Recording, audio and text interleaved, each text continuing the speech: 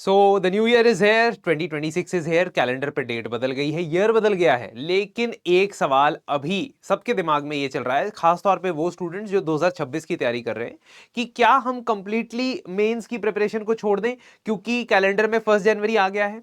और बहुत सारे दीदी भैया मेंटोर है ना, लोग इस चीज का प्रचार प्रसार कर भी रहे हैं कि आपको बिल्कुल मेंस की प्रिपरेशन को छोड़ देना चाहिए। लेकिन मैं अपने एक्सपीरियंसेस से, है ना, of course everyone is bound to their own opinion, और बिल्कुल सही ओपिनियन भी हो सकता है किसी का उनके पर्सपेक्टिव से, लेकिन मैं अपना पर्सपेक्टिव आपको बताना चाहता हूं। देखिए, एज अ कैंडिडेट जो एक्स्ट्राऑर्डिनरी नहीं है, जस्ट एवरेज कैंडिडेट है, यूपीएससी एवरेज कैंडिडेट्स को रिवॉर्ड करता है अगर वो एडिक्वेट रिस्पेक्ट दिखाता है एक पर्टिकुलर स्टेज ऑफ एग्जाम को। हम अगर सिर्फ प्रीलिम्स को ही अपनी फाइनल डेस्टिनेशन मानते हैं तो बाय ऑल मींस हमें क्या करना चाहिए, अभी मेंस की आंसर राइटिंग को कंप्लीटली बंद कर देना चाहिए। प्री के बाद देख लेंगे, प्री के बाद हम समझ जाएंगे कि क्या करना है। लेकिन अगर मैं आपको बताऊं कि प्री के बाद 88 डेज रहते हैं, और 88 डेज में से 10 दिन 10 डेज मिनिमम चले जाएंगे दो चीजों में। नंबर 1, पहली चीज कट ऑफ स्पेकुलेशन। सबसे पहले तो कट ऑफ स्पेकुलेशन में इसकी इतनी कट ऑफ जाएगी पेपर की, है ना। फिर आंसर की, क्योंकि इस बार प्रोविजनल आंसर की यूपीएससी रिलीज करेगा प्री के बाद, तो काफी चांसेस है कि उसके ऊपर जितनी चर्चा होती थी उससे 10 दिन और ज्यादा चर्चा हो। तो मैं 5 दिन लगा के चलता हूं, 5 दिन कट ऑफ स्पेकुलेशन, 5 दिन आपके आंसर की स्पेकुलेशन, और 5 दिन रिजल्ट स्पेकुलेशन। 15 दिन इन 88 में से 88 में से निकल जाएंगे, हाथ में बचे रहेंगे 70 के आसपास दिन। अब आप मुझे ये बताओ कि क्या 70 दिन में आप स्क्रैच से एथिक्स, इंटरनल सिक्योरिटी, आईआर और एसए, गवर्नेंस, सोशल इश्यूज, ये सब कर लोगे अलॉन्ग विद जो प्री में पढ़ा है वो, और उसकी answer writing practice along with optional? Very difficult. इसीलिए मेरे मानने में दो किस्म के कैंडिडेट्स हैं। एक जिनका फर्स्ट अटेम्प्ट है, उन कैंडिडेट्स को 120 दिन दे देने चाहिए कंप्लीटली प्रीलिम्स प्रिपरेशन को।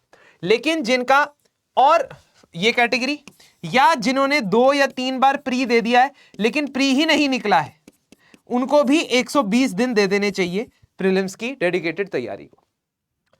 और दूसरे टाइप का कैंडिडेट वो है जो प्री क्लियर कर चुका है 1 बार या 2 बार, या मेंस लिख चुका है, ठीक है।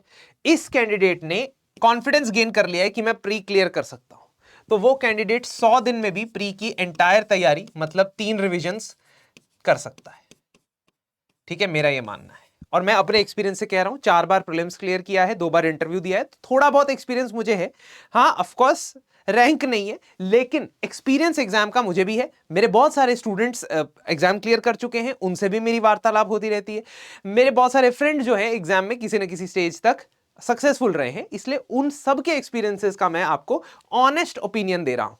तो ऑनेस्ट ओपिनियन मेरा ये हमेशा से ही रहा है, कंसिस्टेंटली आप मेरी कोई भी वीडियोस उठा के देख लेना, कि मैं तो ये कहता हूं कि भाई साहब 1 फरवरी तक आप प्री का मेंस को छोड़ना मत।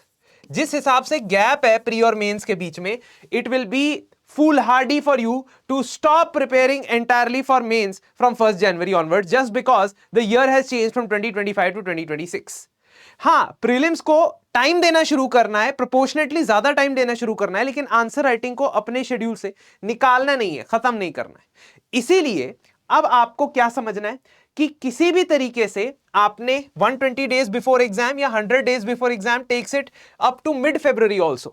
For someone who has cleared prelims and wants to maximize their mains attempt, even 100 days are enough. ये मैं आपको बता रहा हूं। Does that mean मैं प्री की तैयारी नहीं स्टार्ट करूंगा? हाँ, no, that does not mean मैं प्री की तैयारी नहीं स्टार्ट करूंगा। मैं प्रीलिम्स को अगर मैं 8 आवर्स देता हूं डे में, है ना, अगर मैं अपनी सेल्फ स्टडी में 8 घंटे पढ़ता हूं, तो मैं 5 घंटे या 4 घंटे जो है वो प्री को दे सकता हूं, ठीक है। और बाकी के जो 4 घंटे हैं या 3 घंटे हैं, उसमें मैं ऑप्शनल प्लस 1 जीएस सब्जेक्ट या 2 जीएस सब्जेक्ट पकड़ के आंसर राइटिंग कर सकता हूं, ठीक है।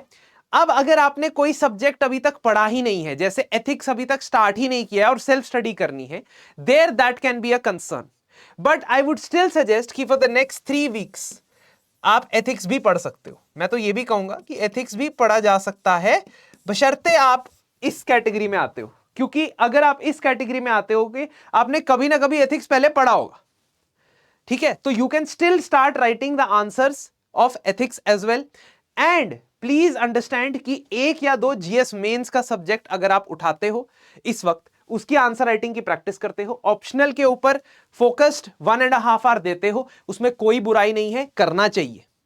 क्योंकि कंप्लीटली स्विचिंग टू प्रीलिम्स अभी कि 100% ऑफ द टाइम प्रीलिम्स को दे देना, दे दो, मेरे को कोई प्रॉब्लम नहीं है, लेकिन फिर प्री के बाद दुखी मत होना कि मेरे पास तो 60 दिन बच गए।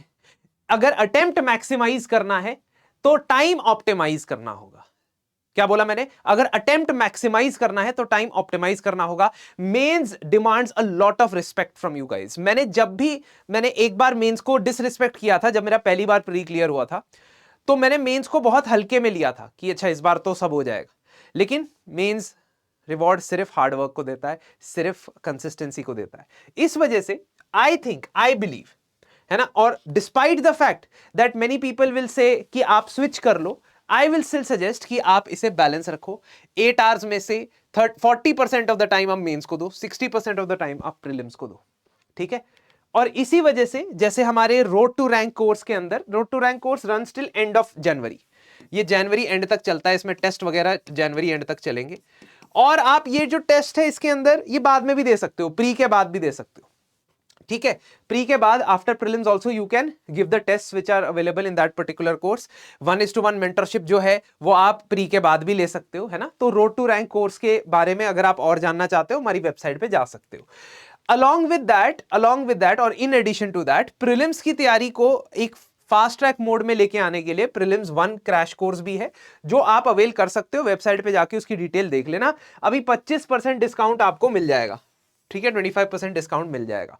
मोर इंपॉर्टेंटली ये कोड यूज करोगे तो मिल जाएगा। मोर इंपॉर्टेंटली जो मैं बात कहना चाहता हूं वो ये है कि अब इस पर्टिकुलर टाइम पीरियड में क्रूशियल ये हो गया है कि आप अपने आप को, अपने सोर्सेज को लॉक कर दो, ठीक है। अपने सोर्सेज को लॉक करने का समय आ गया है। सोर्सेज फाइनलाइज कर लो, और उसके लिए हम एक सीरीज ऑफ वीडियोस भी आपके लिए लेके आएंगे जिसमें हम आपको बताएंगे, इनफैक्ट शॉर्ट्स के थ्रू भी हम आपको बताएंगे कि कौन से बुक सोर्सेज या बुक लिस्ट को आप फाइनलाइज कर लो और उसके बियॉन्ड अब नहीं जाने की जरूरत है, ठीक है। तो ये चीज अभी दिमाग में रखनी है। क्या चीज दिमाग में रखनी है? Number 1 is that there are 2 types of candidate. 1 जिनका फर्स्ट अटेम्प्ट है, फर्स्ट अटेम्प्ट वाला 120 दिन मिनिमम देगा प्रीलिम्स ओनली प्रिपरेशन को, क्योंकि उसको सीसैट भी नया हो सकता है उसके लिए। और जो सेकंड या जो 2 या 3 अटेम्प्ट दे चुका है, प्री नहीं क्लियर हुआ है, वो भी 120 दिन दे दे।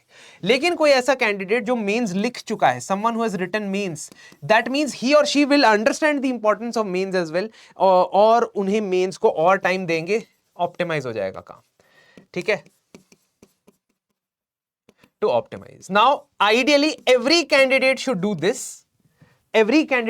This, but I know first attempter वाले को बहुत टेंशन होती है प्री की, है ना, इसलिए मैं उसे कह रहा हूं कि चलो 120 दिन, मतलब आइडियली मैं तो 100 दिन बोलता हूं, है ना, आइडियली, क्योंकि प्रीलिम्स ऐसा पेपर है, ऐसा लेवलर है कि आप 120 दिन पढ़ो, 100 दिन पढ़ो या 220 दिन पढ़ो, अगर आपने सही चीज नहीं पढ़ी, PYQ बेस्ड अंडरस्टैंडिंग से नहीं पढ़ा है, तो आप जितना मर्जी पढ़ लो, it will not have an effect on the exam result. The result will be same for this guy, for this guy, for this guy, if they have spent adequate time for previous year questions analysis, adequate time of testing, adequate time of current affairs in an integrated manner, ठीक है। That is something we also emphasize, हम भी emphasise करते हैं अपने prelims crash courses के अंदर भी, और अब over the period of time will also be having a lot of videos for you guys on YouTube as well. कोई भी आपको प्रॉब्लम है, डाउट है अभी अपनी प्रिपरेशन को लेकर न्यू ईयर पे, ठीक है, न्यू ईयर स्टार्ट हो गया है तो there will be lot of doubts, please comment section को डाउट से भर दो। लेजिटिमेट डाउट्स, इलेजिटिमेट डाउट्स नहीं होने चाहिए, है ना, कि सर मुझे ये पेपर बहुत परेशान कर रहा है ना, मैं इस पेपर की तैयारी करते करते बहुत परेशान हो गया हूं। ये एक लेजिटिमेट डाउट है, ये एक लेजिटिमेट डाउट है। इलेजिटिमेट डाउट क्या है? इलेजिटिमेट डाउट ये है कि सर क्या मुझे मॉडर्न हिस्ट्री छोड़ देनी चाहिए या क्या मुझे एंशिएंट हिस्ट्री छोड़ देनी चाहिए, है ना, ये सब मत पूछना, है ना, क्योंकि कुछ भी छोड़ना नहीं है, सब कवर करना है। और अगर यूट्यूब पे जुड़े रहोगे, we'll cover a lot of things in the upcoming weeks. ठीक है, stay tuned, all the very best, stay in the best of health and focus one day at a time on your target. Thank you. Doubts comments में लिख दो और डरना मत, है ना, मैं तो वैसे ही मजाक कह रहा हूँ। कोई भी डाउट हो एग्जाम से रिलेटेड पूछ देना, ठीक है।